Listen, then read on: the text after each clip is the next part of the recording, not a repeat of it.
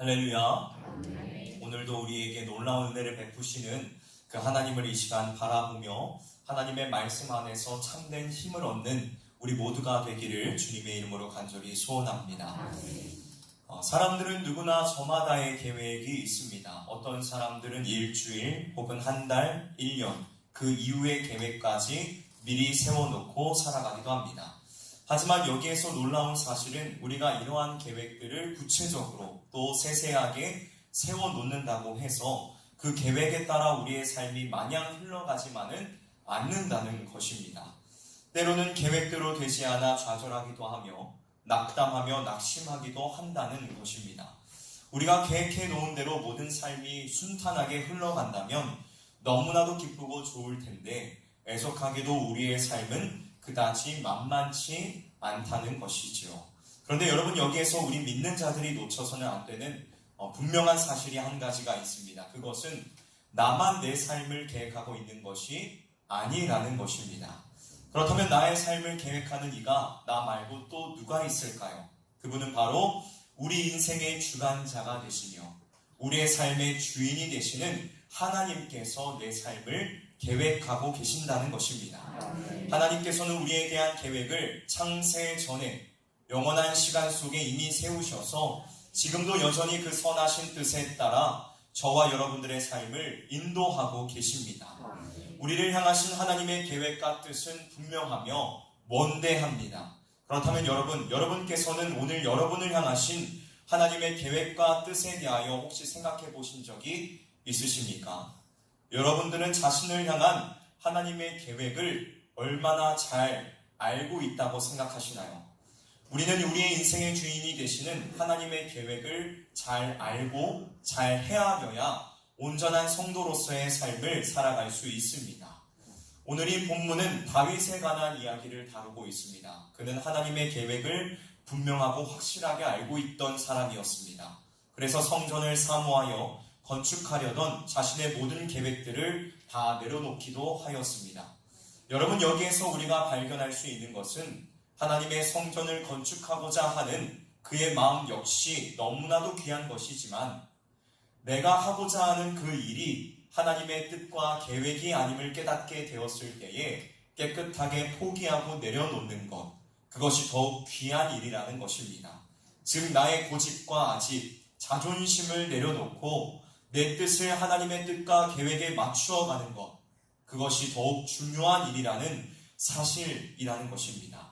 그렇다면 여러분, 우리가 이와 반대로 만약 하나님의 계획과 뜻을 알지 못하는 상태로 삶을 살아간다면 어떠한 삶이 될까요? 만약 우리가 그러한 상태로 삶을 살아간다면 우리는 하나님의 뜻과 정반대되는 길을 갈 수밖에 없을 것입니다. 여러분, 구약 성경의 요나를 보십시오. 그는 열심도 있었고 최선을 다하여 삶을 살았지만 그는 하나님의 계획을 알지 못하고 다른 길로 향하였습니다. 바울로 변화되기 이전의 사울의 삶을 생각해 보십시오. 그는 예수 믿는 자들을 잡아서 죽이는 것을 하나님의 뜻이라고 생각하여 그 일에 혈안이 되어 있었지만 실상은 하나님의 뜻에 반대되는 삶을 살았습니다. 이와는 반대로 다윗은 이들과 동일한 열심이 있었지만 하나님의 계획과 뜻을 알았기에 그는 하나님께서 기뻐하시는 길을 찾아갈 수 있었습니다. 그렇다면 여러분, 하나님의 뜻과 계획을 따라 살아가는 삶이란 어떠한 삶일까요? 오늘 세 가지의 내용을 통하여 우리가 함께 살펴보기를 원합니다. 먼저 첫 번째로 하나님의 뜻과 계획을 따라 살아가는 삶이란 하나님을 아는 삶을 뜻합니다. 어떠한 삶이라고요? 하나님을 아는 삶을 말합니다. 오늘 본문 9절의 상반절을 한번 보십시오. 오늘 본문에서 다윗은 그의 아들 솔로몬에게 이렇게 말하고 있습니다. 내 아들 솔로몬아, 너는 내 아버지의 하나님을 알고 온전한 마음과 기쁜 뜻으로 섬길지어다. 아멘. 여러분, 여기에 이 말씀을 한마디로 정리하면 뭐라고 말할 수 있을까요? 하나님을 온전히 알라라고 정리할 수 있을 것 같습니다. 그렇다면 하나님을 온전히 안다는 것은 무슨 의미일까요? 하나님을 안다는 것은 어떠한 뜻을 가질까요? 그리고 우리는 어떻게 해야 하나님을 알 수 있을까요? 우리가 하나님을 알기 위해서는 먼저 기본적으로 하나님이 어떠한 분이신가를 배워야 합니다. 그리고 그 하나님과의 지속적인 관계, 교제를 맺어야만 합니다.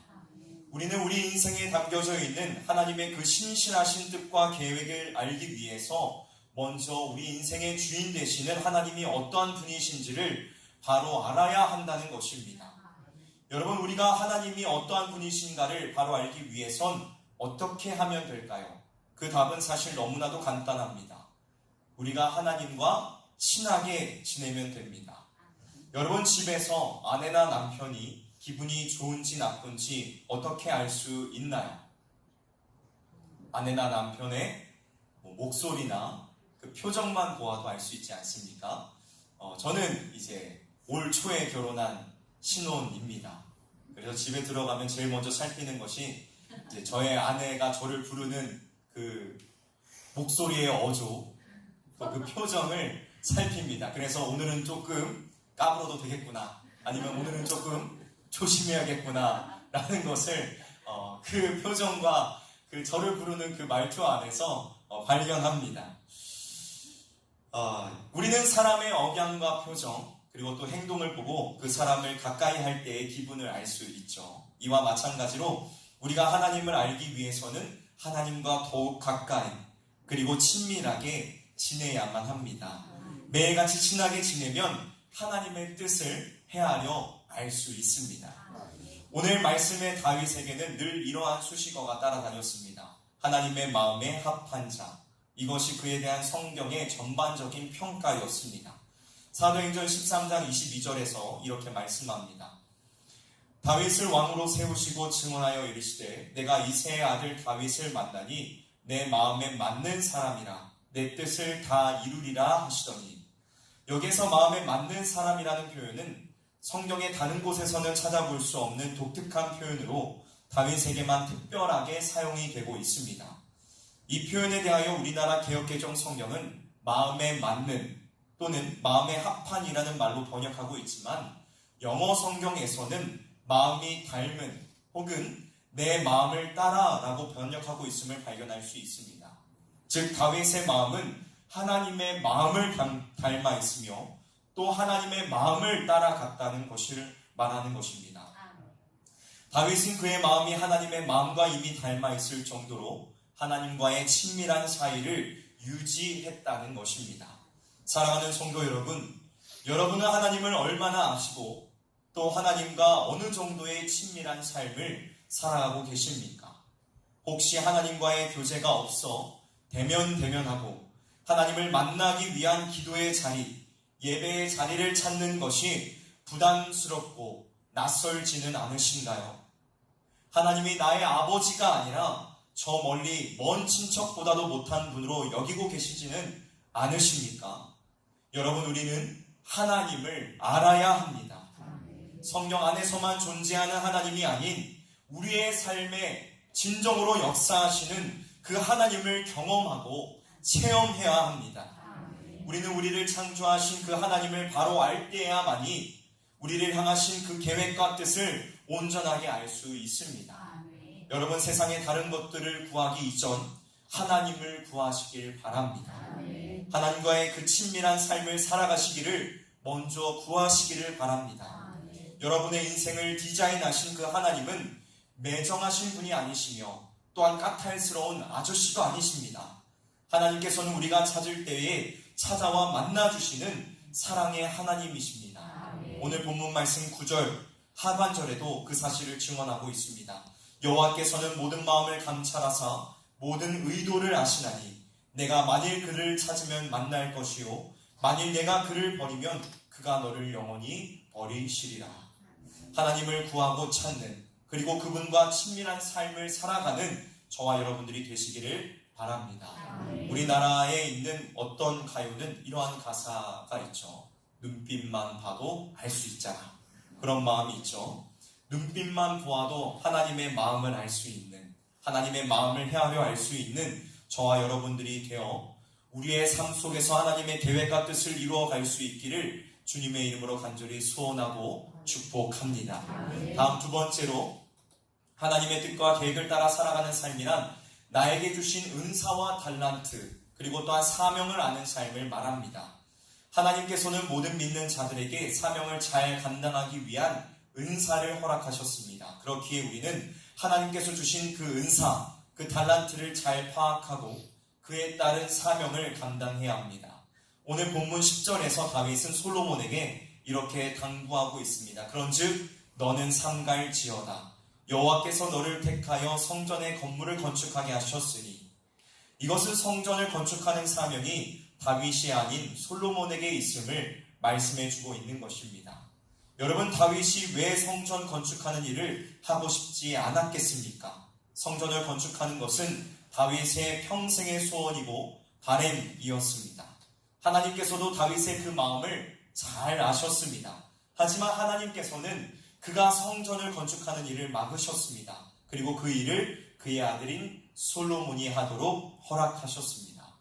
여러분, 왜 하나님께서는 다윗이 성전을 건축하는 것을 막으시고 솔로몬이 하도록 허락하셨을까요? 다윗이 성전을 건축하기에 부족하고 솔로몬은 뛰어나서였기 때문이었을까요? 아니요, 그렇지 않습니다. 이것은 단지 이 일을 맡길 만한 상황과 사람이 솔로몬이 다윗보다 더 적합하다고 하나님이 판단하셨기 때문이었습니다. 이것에 대하여 역대상 22장 7절에서 9절에는 이렇게 말씀하고 있습니다. 우리가 함께 찾아볼까요? 역대상 22장 7절에서 9절의 말씀입니다. 역대상 22장 7절에서 9절의 말씀입니다. 구약성경 644페이지에 있습니다. 역대상 22장 7절에서 9절까지의 말씀입니다. 함께 읽습니다. 시작. 다윗이 솔로몬에게 이르되 내 아들아, 나는 내 하나님 여호와의 이름을 위하여 성전을 건축할 마음이 있었으나 여호와의 말씀이 내게 임하여 이르시되 너는 피를 심히 많이 흘렸고 크게 전쟁하였느니라. 내가 내 앞에서 땅에 피를 많이 흘렸은즉 내 이름을 위하여 성전을 건축하지 못하리라. 보라, 한 아들이 내게서 나리니 그는 온순한 사람이라. 내가 그로 주변 모든 대적에게서 평온을 얻게 하리라. 그의 이름을 솔로몬이라 하리니 이는 내가 그의 생전의 평안과 안일함을 이스라엘에게 줄 것임이니라. 아멘. 여러분, 다윗은 용사였습니다. 이스라엘을 굳건한 하나님의 나라로 만들기 위하여 그는 다른 나라와 전쟁이 끊이지 않았던 사람이었습니다. 이와는 반대로 솔로몬은 온건한 온순한 사람이었습니다. 그는 타고난 성정, 품성이 전쟁과는 맞지 않은 사람이었던 것으로 보입니다. 그러하기에 하나님이 보시기에 거룩한 성전을 건축함에 있어서 다윗보다 솔로몬이 더 적합하다라고 택하셨던 것입니다. 여러분, 우리도 하나님께서 나에게 주신 달란트, 사명이 무엇인지를 생각해 보아야만 합니다. 하나님께서 내게 주신 것들을 통하여서 교회에서 그리고 나의 삶 속에서 하나님의 뜻과 계획을 실현해 가시기 위해 부단하게 노력해야 합니다. 그렇다면 여러분, 우리는 어떻게 은사와 달란트를 발견할 수 있을까요? 세 가지를 통하여 발견할 수 있습니다. 첫 번째는 우리가 어떠한 일을 감당했을 때에 지겹게 느껴지지 않고 그것이 재미있게 느껴진다면 그것이 은사입니다. 우리가 어떤 일을 감당하는 데 있어서 그 일이 지겹고 그 일에 대한 열정이 느껴지지 않는다면 그 일은 하나님께서 나에게 주신 은사가 아닐 가능성이 있습니다. 하지만 내가 지금 하고 있는 그 일이 좋고 신나고 재미있다면 그것은 하나님께서 여러분에게 주신 은사, 사명이라는 사실을 기억하시기를 바랍니다. 다음으로 남들보다 내가 잘하는 것이 있다면 그것은 은사입니다. 이것은 당연한 이야기이죠. 마지막 세 번째입니다. 그 일을 마쳤을 때에 좋은 결과, 선한 결과가 나타난다면 그것이 은사입니다. 어떤 맡겨진 일들에 대하여 열심히 하고 재미있게는 했는데 결과가 좋지 못하다면 그 일은 하나님께서 내게 허락하신 일이 아닐 수 있습니다. 자, 여러분께서 지금 감당하고 계시는 그 일들에 이 세 가지가 포함되고 있나요? 만약 없다고 해도 그것으로 인하여 낙심할 필요는 없습니다. 왜냐하면 하나님께서는 모든 성도들에게 한 가지 이상의 은사를 다 주셨기 때문입니다. 아직 그것을 발견하지 못하기 때문이에요. 에베소서 4장 7절에 이렇게 말씀하고 있습니다. 그러나 우리 각자에게 그리스도의 은사의 분량대로 은혜를 주셨으니 오늘 우리가 주님께서 주신 이 은사들을 발견할 수 있기를 원합니다. 이미 이러한 은사를 가지고 계신다면 하나님께 감사하며 그분의 계획과 뜻을 이루기 위하여 힘써 나아가시고, 아직 그것을 발견하지 못하셨다면 하나님 안에서 그분의 계획과 뜻을 기쁨으로 이루어갈 수 있는 은사와 달란트를 달라고 하나님 앞에 기도하는 저와 여러분들이 되시기를 주님의 이름으로 간절히 소원하고 축복합니다. 마지막 세 번째입니다. 하나님의 뜻과 계획을 따라 살아가는 삶이란 사명을 힘써 감당하는 삶입니다. 오늘 본문의 마지막 부분에서 다윗은 솔로몬에게 이렇게 당부하고 있습니다. 힘써 행할지니라. 여러분, 하나님께서 맡기신 사명이 이것이다 라고 생각이 된다면 힘써 감당하시기를 바랍니다. 오늘 주최하는 제4번 사회 권사님들이시여, 하나님께서 내게 맡기신 일이 이것이라고 생각하신다면 그 일들을 힘써 감당하십시오. 다윗을 보시길 바랍니다. 다윗은 성전 건축을 사모하고 바랐지만 하나님께서 이에 대하여 허락하시지 않으시자 가만히 포기하는 것이 아니라 성전을 짓기 위한 준비를 했습니다. 이러한 성전을 짓기 위한 준비를 하는 것, 이것이 다윗이 할 수 있는 최선이었습니다. 오늘 하나님께서 여러분에게 주신 그 모든 일들에 최선을 다할 수 있기를 바랍니다. 그 모든 일들에 충성하여 헌신할 수 있기를 바랍니다. 우리 믿음의 선진들은 모두 하나님께서 맡기신 그 모든 일들을, 사명을 목숨을 걸고 감당하였습니다. 우리 주님께서도 그러하셨습니다. 예수님께서는 우리를 구원하시기 위하여 육신을 입고 이 땅에 오셔서 그 모든 사명을 최선을 다하여 힘써 감당하였으며 십자가의 고난의 길, 구원의 길도 사명도 온 힘을 다하여 감당하셨다는 것입니다. 그렇다면 오늘날 우리는 어떻습니까? 주님께서 맡기신 그 모든 사명들에 대하여 힘써서 애써서 감당하고 있으십니까? 중세시대의 교회들은 교회가 감당해야 될 사명을 감당하지 못하고 다른 일에 정열과 열정을 쏟아부어서 결국에는 교회사에서 가장 암울했던 암흑기를 맞이하고 말았습니다. 사랑하는 성도 여러분, 자신의 욕망과 기쁨을 채우는 일에 최선을 다하지 마시고 주님의 일을 감당하는 일에 최선을 다하시길 바랍니다. 하나님께서 오늘 나에게 가지고 계시는 그 계획과 뜻에 최선을 다할 때에, 누가 보던 보지 않던 성실하게 그 사명을 감당할 때에 하나님께서 우리에게 놀라운 은혜로, 놀라운 은총으로 말로 형용할 수 없는 복들을 허락하여 주시는 줄로 믿습니다. 오늘 우리가 그것을 바라보며 믿음으로 나아갈 수 있기를 주님의 이름으로 간절히 소원합니다. 기도하도록 하겠습니다.